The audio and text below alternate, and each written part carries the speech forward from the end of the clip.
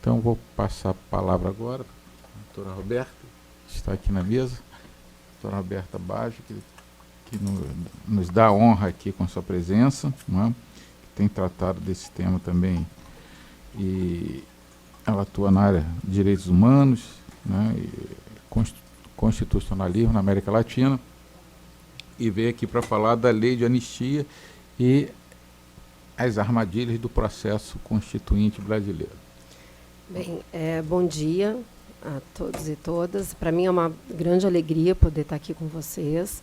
Eu quero agradecer ao convite que me foi formulado pelo desembargador Paulo e pelo desembargador Sérgio Virani. Cumprimentar aqui os meus colegas de mesa, o Antônio. Não conhecia ainda o Antônio, conheci apenas a Simone e a Ana Miller. Mas, para mim, é uma grande honra poder estar aqui. Eu estou numa situação muito parecida com a do Antônio. Eu sou alguém que nasceu no final da década de 70 também, que cresceu, portanto, numa suposta democracia, né, no regime democrático.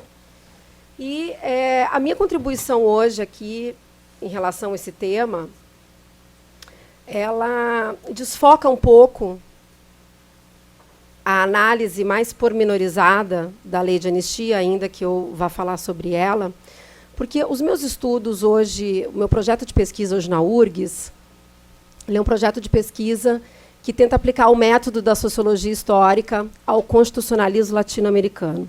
Então, mais ou menos, digamos assim, a sociologia histórica é uma metodologia que considera grandes estruturas de transformação do Estado, e, a partir dessa consideração, os fenômenos ocorridos dentro de cada contexto, eles são colocados, então, projetados dentro dessa estrutura de transformações para tentar identificar persistências, originalidades, né, e também regularidades causais. Então, a ideia da sociologia histórica é analisar menos as consequências de determinada perspectiva vitoriosa e mais aquilo que estava posto na hora da decisão e, sobretudo, as propostas que perderam e que não foram as vitoriosas. O meu objetivo aqui com vocês é dividir, compartilhar um pouco dessas angústias que vêm naquilo que eu tenho chamado de paradoxo da Constituição de 88, no sentido de que, pegando essa nossa geração, a minha e a do Antônio particularmente, que crescemos num regime democrático, que crescemos ouvindo dentro da nossa formação em direito a ideia de que a Carta Constitucional de 88 havia sido aquela que nos permitiu a estabilidade democrática atingida, aquela que nos permitiu viver o maior momento de democracia estabilizada, considerando a existência de um poder constituinte legitimado dentro de uma determinada ordem político e jurídica. E como, bom, eu dou aula, sou professora há 20 anos, né? Eu olho para essa minha trajetória, eu fui da Comissão de Anistia do Ministério da Justiça por quase 10 anos, e eu olho para essa minha trajetória, assim, e eu sinto que como se nós tivéssemos caído em algumas armadilhas deste processo. E estas armadilhas, hoje, elas têm um preço. E a lei de anistia, essa de 1979, ela tem um papel chave dentro desse processo. Então, o meu objetivo aqui vai ser explorar um pouco essas armadilhas desse processo constituinte, fazendo um entrelaçamento entre a lei de anistia, o processo constituinte e as ciladas que hoje a encruzilhada democrática nos coloca e nos apresenta como uma fatura histórica, né? Então, dentro da sociologia histórica, existe um autor com o qual eu tenho trabalhado bastante e que me deu as primeiras pistas para chegar a algumas conclusões, essas que eu quero dividir com vocês. Ele chama Cláudio Vélez, ele é um sociólogo chileno que escreveu esse texto sobre o centralismo na América Latina na década de 70, e a frase dele literalmente é a seguinte: o autoritarismo ele não é uma aberração moral ou política no cenário latino-americano, mas ele é a manifestação de um estilo de comportamento político, uma disposição secular das sociedades latino-americanas. E a leitura deste sociólogo, ele desenvolve, essa é a grande hipótese do livro, ele desenvolve isso a partir de 4 elementos. Eu não vou discutir esses elementos com vocês, mas eu só vou anunciar aqui a ideia de que nós não tivemos uma experiência feudal na América Latina, a ausência de uma dissidência religiosa colonizadora, pelo menos, a ausência das revoluções burguesas que ocorreram nos países do norte e, por fim, uma industrialização que não foi forçada pela existência propriamente de uma classe burguesa, mas sim como uma operacionalização do próprio Estado, do próprio estamento estatal, né, que manteve uma lógica de racionalidade burocrática ainda pré-industrial e que, portanto, esses elementos contribuiriam para as sociedades latino-americanas manterem as suas hierarquias sociais sem nenhum tipo de alteração. A hipótese, então, dessa minha fala hoje, que é esse paradoxo constitucional, é a ideia de que todo processo constituinte ele é um projeto de futuro. Quando um Estado chama uma Assembleia Constituinte, quando a gente tem a ideia de que essa sociedade precisa de uma nova Constituição, isso representa necessariamente um projeto de futuro. No caso brasileiro, esse projeto de futuro ele foi a estratégia eleita pelo governo militar à época, para ser estratégia transicional. E esse é o nosso paradoxo, porque essa estratégia transicional do futuro, da criação da narrativa de um futuro, ela vem acompanhada pela ideia da permanência de um modus operandi autoritário, sobretudo pela possibilidade de não enfrentar as atrocidades cometidas pelo regime. E, portanto, isso nos gera um paradoxo, porque, afinal de contas, essa é a Carta Constitucional que nos permitiu estar aqui, né?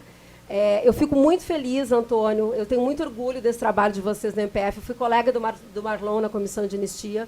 Diferente de outros trabalhos do Ministério Público Federal, esse sim é um trabalho nobre, que funciona, que procura trabalhar dentro do Estado de Direito, que não rompe com as regras do Estado de Direito e que, portanto, nós todos aqui temos que ter bastante orgulho. E eu só não sinto mais vergonha geracional do que nós estamos fazendo com a nossa democracia e com o nosso país hoje, por causa de trabalhos desse tipo, né? Mas o fato é que a pergunta principal é a quem interessava a narrativa após 88 de que o Brasil era um país do futuro? A quem ela interessava, de fato, né? Então, eu vou, numa primeira parte da minha exposição, eu vou falar das nossas derrotas históricas no processo transicional.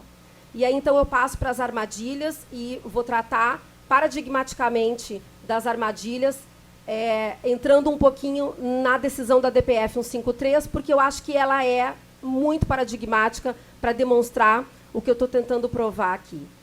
E depois, no final, enfim, fazer um breve encerramento sobre os desafios que nós temos pela frente, né? Mas se a gente pegar, como é que o processo transicional começa? O processo transicional começa, e eu acredito que a Ana vai falar sobre isso, o processo transicional começa com uma reivindicação da sociedade civil por abertura política. A ideia não foi uma iniciativa do governo militar de fazer abertura política. Houve uma mobilização popular, inclusive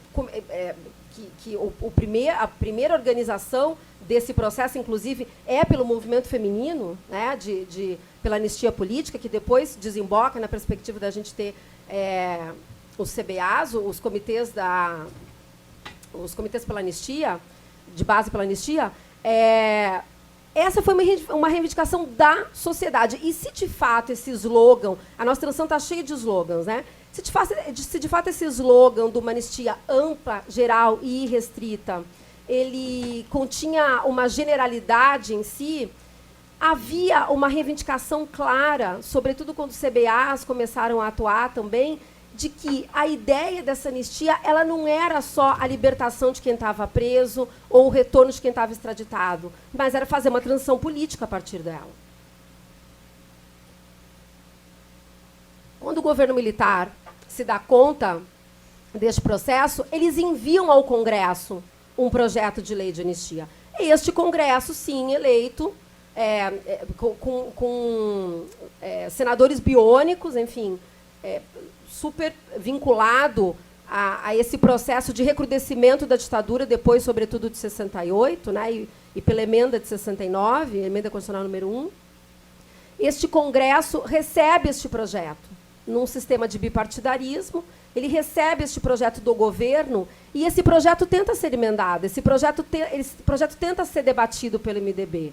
A proposta de uma anistia ampla, geral e restrita era outra. E não foi a perspectiva vencedora. Mas o que a gente faz com isso?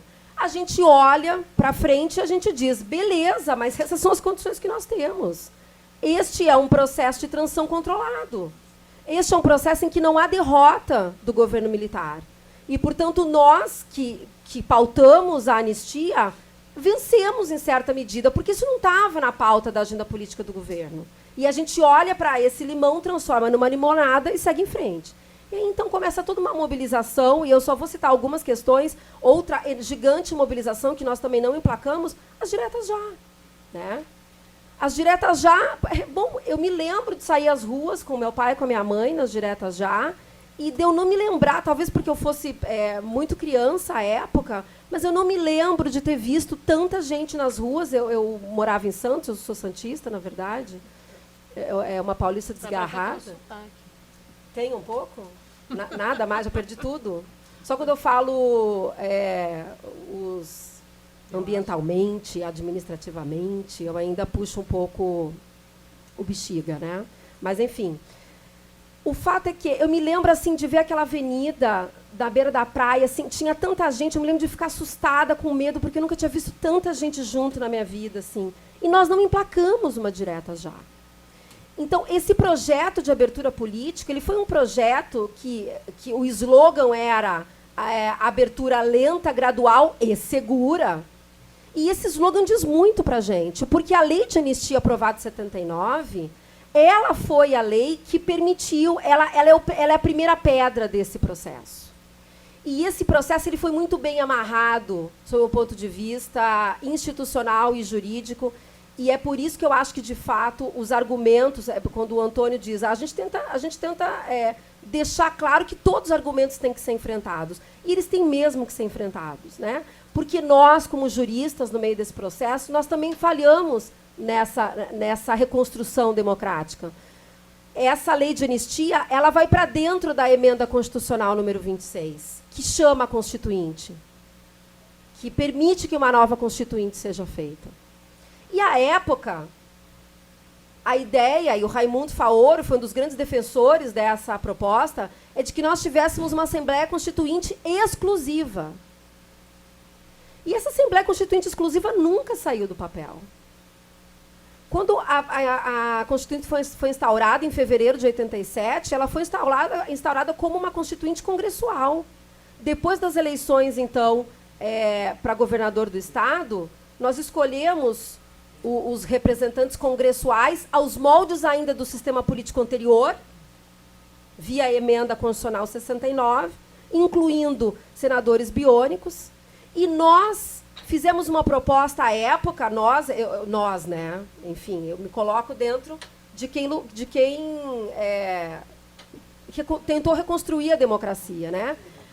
Havia uma proposta de chamamento de um plebiscito que fizesse duas consultas à população brasileira. A primeira, se os senadores biônicos poderiam ou não participar do processo constituinte. A segunda, se ela deveria ser uma constituinte exclusiva ou não.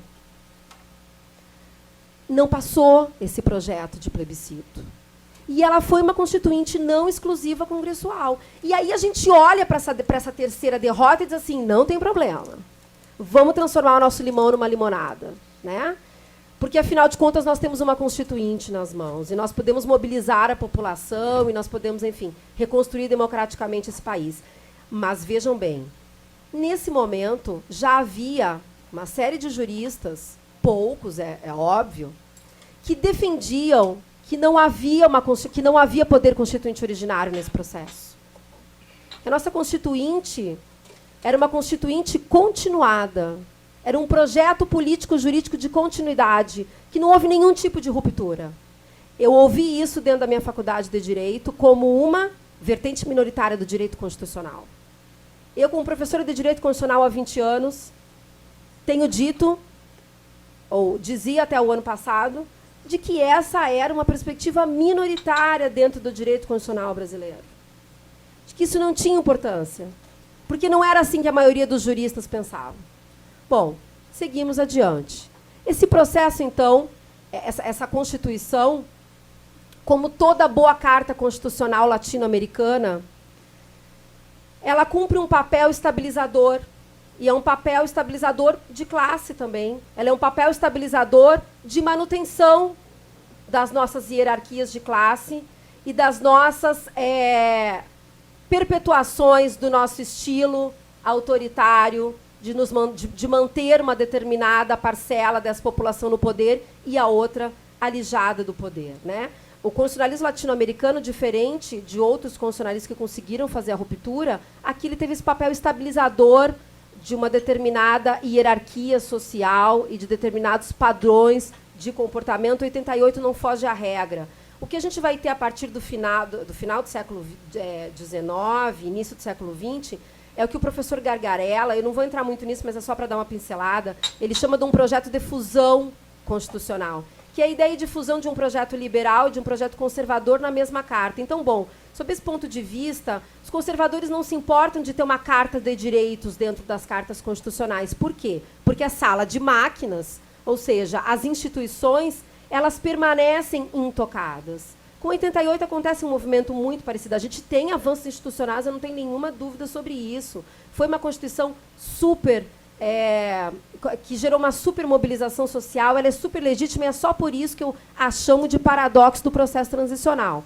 Porque se eu a quisesse jogar fora, hoje estaria bem mais simples, né, nesse sentido histórico. Mas não, ela foi uma carta constitucional que gerou mobilização popular, ela foi uma carta constitucional que gerou condições da retomada de um processo democrático. Ocorre que o não enfrentamento das atrocidades cometidas pela ditadura, nós perdemos essa grande oportunidade do enfrentamento dessas atrocidades, dessas violações de direitos humanos, que nada mais é do que uma pedra basilar do processo democrático. Eu não posso admitir que um processo democrático ele seja democrático se eu não consigo fazer enfrentamento daquilo que é o básico da garantia da segurança individual, ou, como os liberais gostam de dizer, a garantia de que cada um vai poder desenvolver o seu plano individual de vida. Esses planos individuais de vida interrompidos durante o processo da ditadura, durante o nosso regime militar, eles não podem ser colocados para baixo do tapete. Uma democracia não admite este tipo de situação. Por quê? Porque não podem existir temas proibidos numa democracia. E esse tema se tornou um tema proibido, porque quando a anistia foi parada dentro da Constituição de 88, ela foi parada do modo como uma anistia indenizatória, que era esse trabalho onde eu conheci a Ana, que era o trabalho da Comissão de Anistia, então, de prestar as indenizações, e foi uma lei aprovada no governo Fernando Henrique, que regulamentava o artigo 8º dos atos das disposições constitucionais transitórias, que foi aprovado unanimemente dentro do Congresso Nacional. E eu pergunto a vocês, uma transição política tão derrotada, com tantas propostas de democracia derrotadas, né? Porque nós não conseguimos emplacar nenhuma das nossas propostas à época. Como é que consegue a unanimidade da aprovação de uma lei de anistia? Bom, isso estava claro. Esse era o preço que estava sendo pago. Quando o Antônio diz assim, a gente achou que a Dilma ia lá, ia bancar, ia enfrentar, e nada fez. O que está por trás disso? É isso que a gente tem que tentar responder. O que é que está por trás de um Estado que não consegue fazer uma transição política com justiça de transição e que, depois que a democracia se consolida, não consegue olhar para trás e dizer este processo não valeu, porque ele é um processo controlado por pessoas que, na verdade, não tinham legitimidade para estar onde estavam. De pessoas que simplesmente cumpriram um papel de Estado que não era um papel de Estado. O Estado tem o papel de proteger os seus cidadãos e não de persegui-los e torturá-los. Ontem fez 50 anos do falecimento de Virgílio Gomes da Silva. Virgílio Gomes da Silva foi um militante político da ALN que morreu, que participou do sequestro do embaixador aqui no Rio e que foi torturado e morreu em tortura. E os colegas que o viram sendo torturado dizem que ele gritava: eu sou um brasileiro, vocês não podem me matar porque eu sou um brasileiro. E o Virgílio estava correto. Aqueles agentes do Estado não poderiam matá-lo. Ocorre que este Estado que cometeu aquela violência foi um Estado que sempre cometeu essa violência, historicamente, desde o processo colonizatório, a uma determinada parcela da população. E que depois de 88 não deixou de cometer essa violência contra uma determinada parcela da população, e é por isso que nós temos hoje onde está o Amarildo, como muito bem lembrou o Antônio. Este Estado nunca deixou de fazer isso. E este é um fórum sobre justiça criminal. E nós, ao mesmo tempo, contribuímos para a flexibilização de muitas das pedras basilares da democracia, dentre elas essa, a da impunidade do Estado. A desse processo. E é disso que se trata. Discutir a lei de anistia 48 depois, nessa conjuntura política vivida pelo Brasil. O julgamento da DPF 153, ele retrata em detalhes esse processo de armadilhas da transição política. Esse projeto de olhar para o futuro, de dizer que agora nós temos uma democracia e que, portanto, sejamos felizes com ela, porque é o que nós temos. Quando o Eros Grau ele vai relatar a DPF 153, ele usa alguns argumentos. E eu vou colocar o ministro numa posição de benefício da dúvida e vou aqui ser benevolente em dizer que talvez ele só tenha caído na armadilha. Ainda que alguns desses argumentos coloquem até mesmo isso em dúvida, né? Então, vamos lá.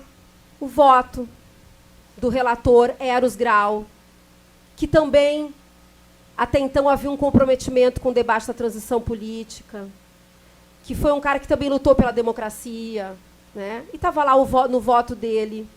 Qual é o argumento que ele usa? E é por isso que eu digo que a gente precisa explorar quais são os argumentos jurídicos de manutenção da lei de anistia no ordenamento constitucional de 88. Os argumentos são, o primeiro, o de que havia um acordo bilateral. Eu acho que o Antônio já falou bastante sobre isso. Não havia nenhum acordo bilateral. Não havia bilateralidade. Isso não era uma guerra. E não haviam dois lados. Não havia dois lados nesse momento. Nós tínhamos o Estado e nós tínhamos as pessoas que se opunham ao Estado. Um Estado usurpador das condições democráticas do país, inclusive. E nós tínhamos as pessoas que se mobilizaram contra isso. Não havia nenhuma condição de acordo. Então, o Antônio diz, eu não me sinto representado por aquele acordo. Não houve acordo.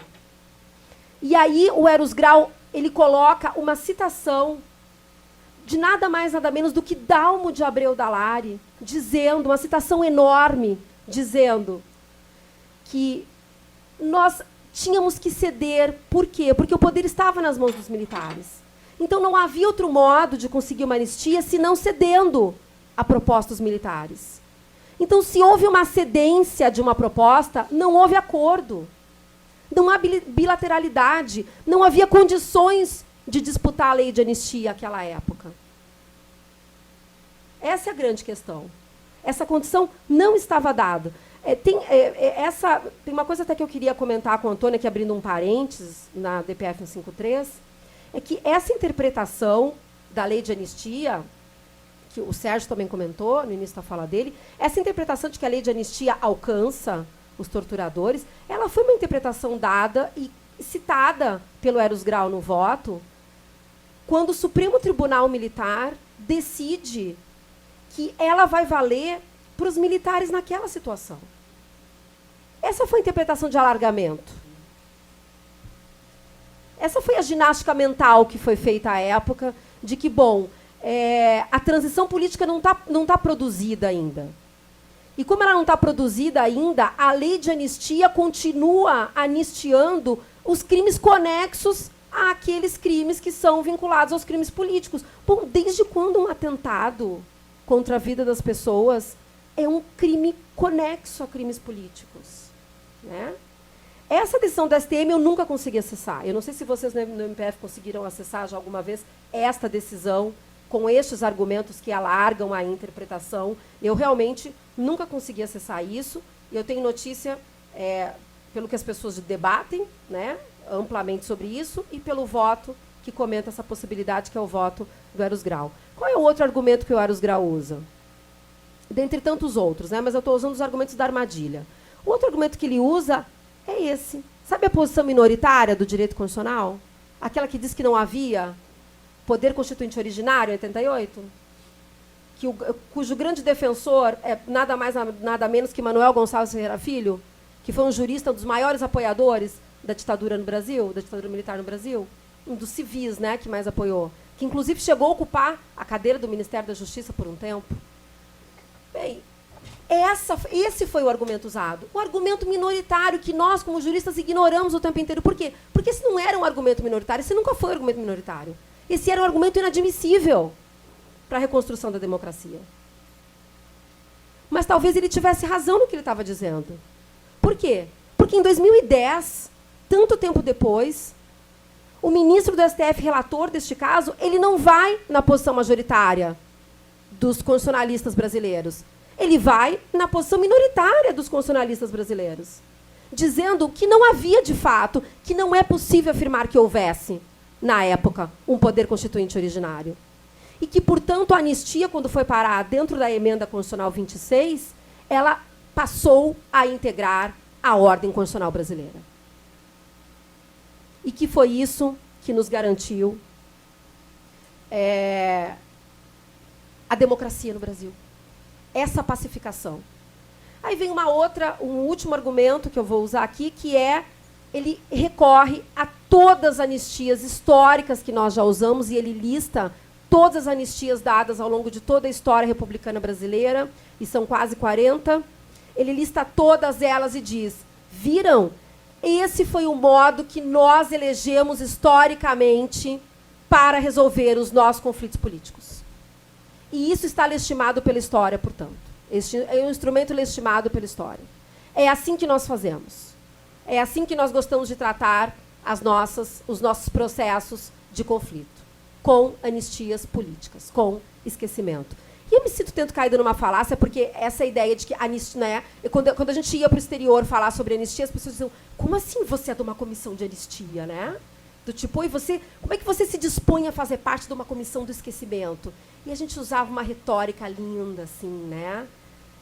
Com as nossas lentes polianísticas, né? De que, não, a anistia política foi ressignificada pela luta social. Anistia, nós, da Comissão de Anistia, hoje, pedimos perdão em nome do Estado brasileiro pelos crimes que o Estado cometeu durante a ditadura. E nós passamos quase 10 anos pedindo desculpas, sim. A Ana viu várias sessões em que nós pedimos desculpas a todos os perseguidos políticos que por ali passavam. Em compensação, as nossas lentes polianísticas não se deram conta de que, institucionalmente, isso não estava consolidado. Isso não estava dado em lugar nenhum. E de que todos os sinais que a história havia nos relatado eram sinais de que, sim, o autoritarismo continuava ali. Ele só precisava de uma oportunidade para florescer, né? E essa oportunidade chegou. E esse é o momento político em que a gente vive. Outros estados com ditaduras de segurança nacional muito parecidas com a do Brasil, como o Chile, também optaram pela estratégia de uma nova Constituição. Em 80, o Pinochet fez uma nova Constituição. a mesma estratégia de transição política. A Bachelet tentou fazer uma nova constituinte no último governo dela e não conseguiu. O Chile vive até hoje com a mesma constituição feita pelo Pinochet. O Chile avança nesse tema porque há uma posição da Suprema Corte, sobretudo depois do caso Almonacid Arellano, na Corte Interamericana, de reconhecimento da impossibilidade de aplicação do decreto-lei de anistia deles.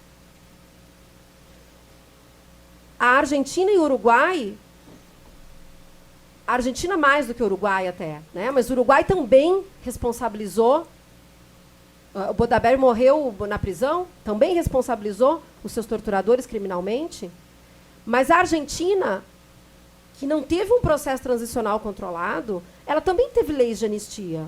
As leis de anistia também ocorrem, né? A lei da obediência devida é a lei do ponto final.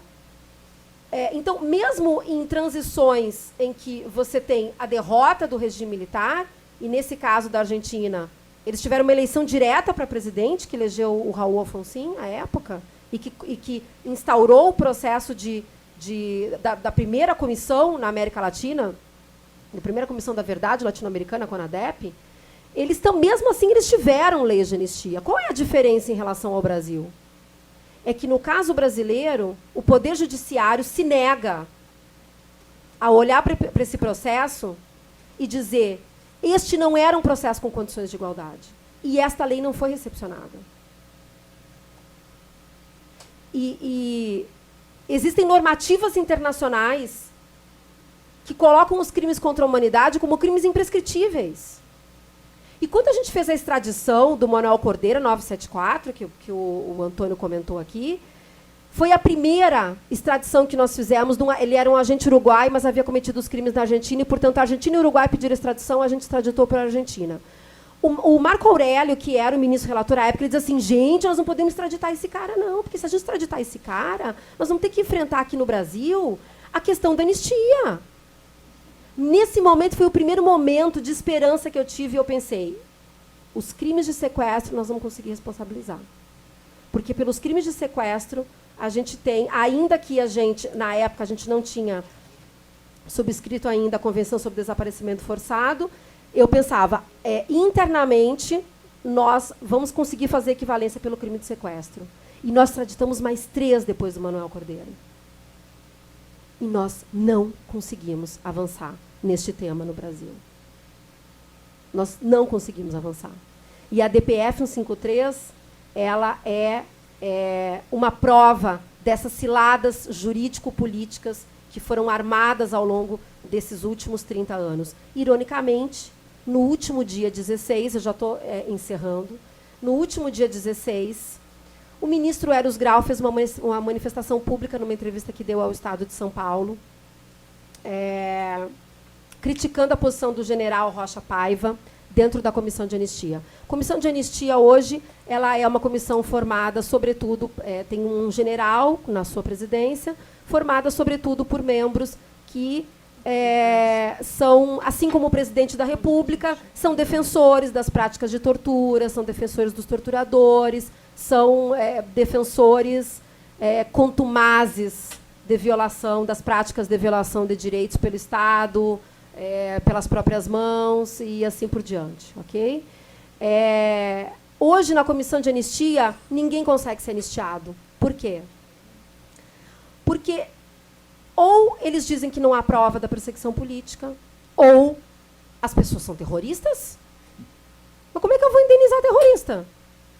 Nenhum general, nenhum tenente, nenhum comandante, nenhum sei lá o que coronel, ninguém que participou das práticas de tortura durante a ditadura foram impedidos de se aposentar, de ter a sua gorda aposentadoria militar, de estar com a sua vida garantida até o final. Todos aqueles que tiveram o rumo das suas vidas interrompidos pelo próprio Estado, que era aquele que deveria ter dado condições às pessoas desenvolverem os seus planos individuais de vida, hoje as pune novamente, porque são terroristas. E aí o ministro Eros Grau vem a público dizer: não, vocês não estão cumprindo a decisão do Supremo Tribunal Federal na DPF 153. É mesmo? Você não tinha percebido, ministro, que eles nunca estiveram dispostos a não cumprir? Que essa anistia nunca teve esse papel, a não ser aquele que foi construído historicamente de garantir a impunidade? Foi só um melzinho na nossa boca para que a abertura política pudesse ser controlada, segura, lenta e gradual. Que pena, ministro Eros Grau, que o senhor não tinha percebido isso em 2010, no momento do seu voto. E aí ele ameaça o general. E ele diz: general, o que o senhor está fazendo é muito perigoso, porque amanhã o Estado pode não respeitar mais a lei de anistia contra vocês. Essa ameaça hoje, ela não vale nada. Infelizmente, ela não vale nada. O que eu quero, encaminhando já para a minha conclusão, o que eu quero concluir com vocês aqui é que eu não acredito, e eu não acredito mesmo, que o enfrentamento dos crimes contra a humanidade causados por agentes do Estado durante o regime militar brasileiro, eu não acredito que isso nos colocaria a salvo do autoritarismo no Brasil. Por quê? Porque esse autoritarismo é anterior a 88. Isso faz parte do nosso DNA como construção do Estado e da sociedade. Mas, certamente, se nós tivéssemos feito isso, nós estaríamos num outro patamar de defesa da democracia. E é disso que se trata. Porque todos os outros estados que têm o mesmo DNA que o nosso, o autoritarismo também os ronda. A Argentina está vivendo isso, o Chile vive isso, o Uruguai menos, mas também tem os seus assombros. Eu estou falando só do Cone Sul, dos que tiveram ditaduras de segurança nacional. O autoritarismo ronda todos esses países o tempo inteiro. Mas veja, quando o presidente da República não poupou esforços para dizer, bem feito, a Michelle Bachelet para o seu pai ter morrido durante a ditadura chilena, imediatamente o presidente chileno se colocou contrário à afirmação do presidente brasileiro. Por quê? Porque já é um Estado que já parte de outro patamar de um debate sobre a democracia, que já não coloca mais em dúvida que crimes contra a humanidade são crimes que precisam ser responsabilizados em qualquer democracia. E que não há nenhum tipo de possibilidade de manter uma seriedade em termos de Estado de Direito, Estado democrático de direito, se nós continuarmos flexibilizando os requisitos básicos e inerentes a um sistema democrático. A minha conclusão, portanto, é de que nós não devemos jogar a Constituição fora. Nós não devemos jogar as conquistas desses nossos 30 anos na lata do lixo, mas nós devemos aprender com o que está acontecendo hoje. Nós devemos aprender e não cair na cilada de que a gente pode sempre transformar o nosso limão numa limonada, aceitando pequenas flexibilizações de garantias de direitos que são fundamentais para a construção de qualquer Estado democrático de direito. Muito obrigada.